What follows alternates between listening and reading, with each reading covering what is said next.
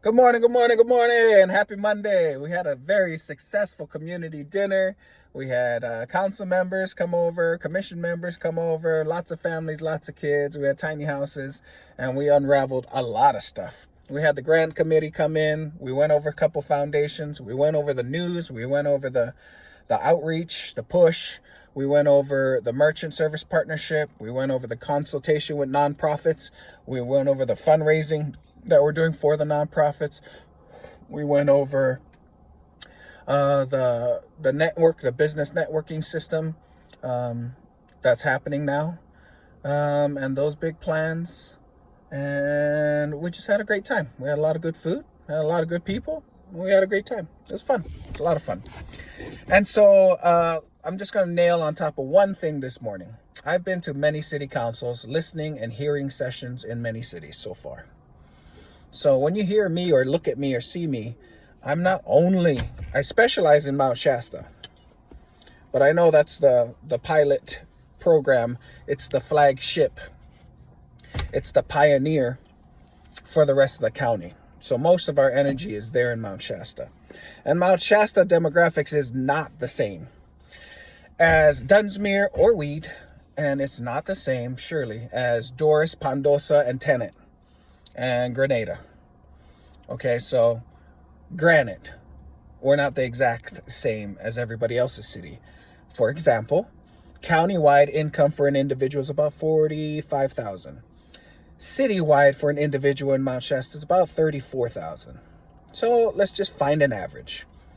The average individual in our whole county makes about $40,000. If you're blessed with a partner, you make about $80,000.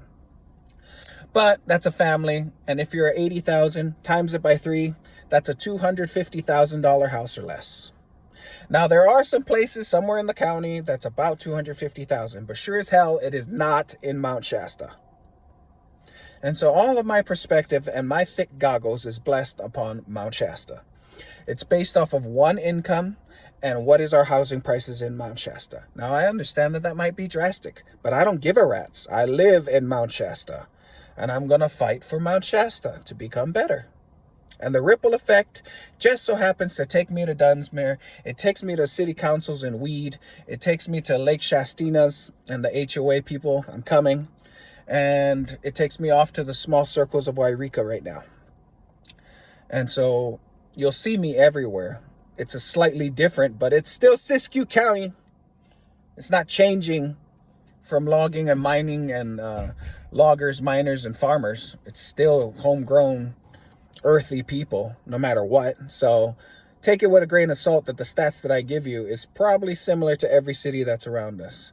Here's the big one. Most Chamber of Commerces, when I say most, I mean most, meaning over 50%, do not quite have a very strong business networking system, okay, where business owners can come together, network with one another, exchange, give referrals, and more importantly, sustain a winter clientele base, customer base for winter seasons.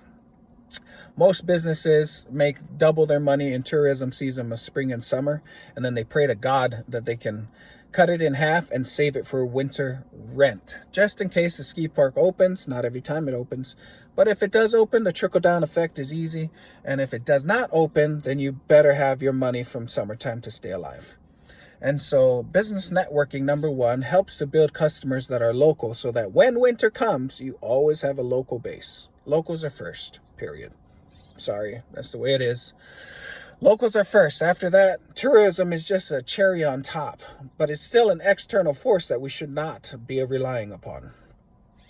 It's a nice external force, but if COVID happens, if Iran happens, if AI goggles happens, if, why are we always relying on tourism as our only source and supply? How come we can't be self-sustaining anymore? Okay, so whenever I talk about income to affordable housing, I'm really talking about Mount Shasta. And then the ripple effect goes off to everybody else. Okay, so here is two big things that we keep seeing. County-wide, there is a busted, broken mentality that says We are doing the infrastructure, the water, the sewer, the sales tax, the property tax, the business licenses going down to incentivize builders to come, to incentivize businesses to come. And we are now waiting for some magical, huge, big-ass warehouse to come out of nowhere and employ 50 jobs for a higher than minimum wage pay. That dumb waiting instinct is a dis-ease across the whole county. We wait for a unicorn to throw a Hail Mary pass and pray to God this is going to work. It doesn't work like that. It doesn't. Stop thinking like that, okay? Waiting is always horrible. Don't do that, okay? Number two, the way to fix it. I can promise you that I can build a big-ass business networking system that combines all Chamber of Commerce's, all their directories, into one central location. One big-ass every other week networking system that specializes in how do I get you more customers and more money so that you can hire one person. Just one. Just one. At the end of the year, you need to hire one person. How much money do I need to get you so you can hire one person? How much targeted marketing, Facebook, advertising, Nextdoor, TikTok, Instagram, social media marketing, agencies, teach you how to learn, use the algorithm, teach you how to use ChatGPTs and AIs and all those. It's a modern world. And if your business is in Yellow Pages, then you're screwed. You have to learn how to move on to the next level of business, because in the next 5 years, it's going to change upside down. So here's the networking. The business networking system is help 50 business owners throughout the county hire one person. One person gets hired, that's 50 new jobs.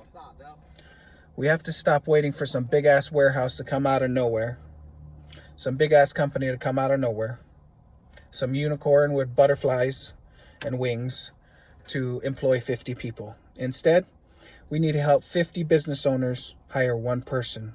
Now we just created 50 new jobs.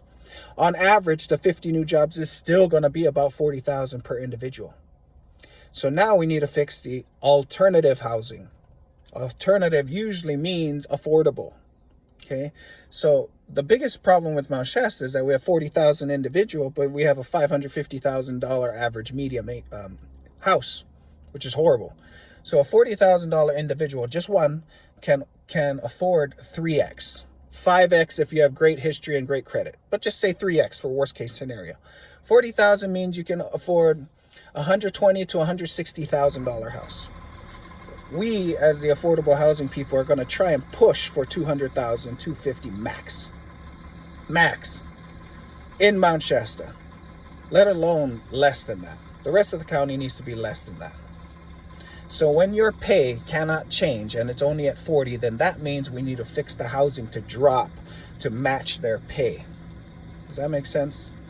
I hope that makes sense. We need to create more houses that's around $150,000 to $250,000, and that's the end of it. Because our average pay is $40,000. That's just the way it is. Stop praying for some damn miracle for our $40,000 to magically go to $50,000 or $60,000 per individual. Stop praying for some magical warehouse to show up with 50 new jobs at $70,000 a year. That's just not realistic. And stop yelling at me for yelling about affordable housing when you don't live in Mount Shasta at $550,000 average income. Okay, so that's what we're doing.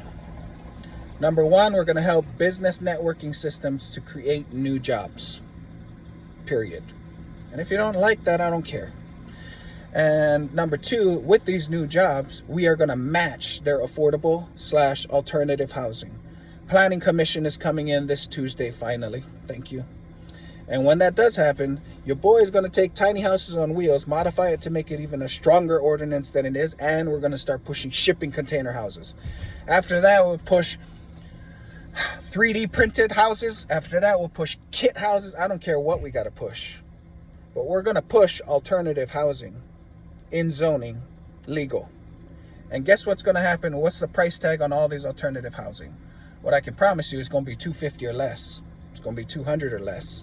And we're going to figure out the land part with it, with the alternative house. And so it's going to take us a little while, and I might ruffle some feathers. And at the end of the rainbow, I don't care.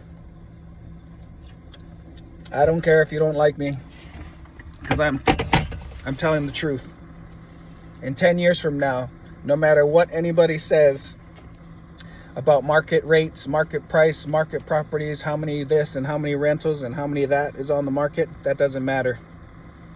In 10 years and 20 years max, baby boomers will be leaving, and there's not a damn thing that we can do in business market analyses that can change that.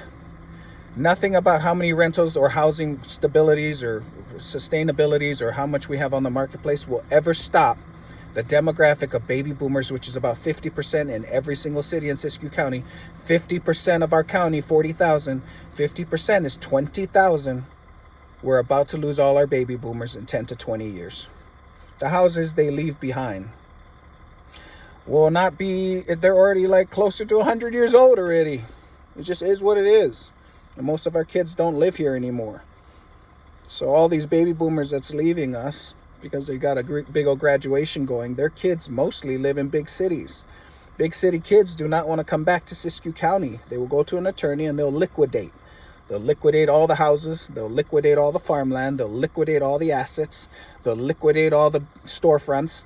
And then every town, if we're not careful right now, if I'm not yelling loud enough, every town is going to start to look like Dunsmuir downtown. It's going to all start getting boarded up. So we all need to step up, and we all need to fix it. Okay? So that's how we're fixing it. I hope this makes a little sense. Happy Monday. Let's go back to work.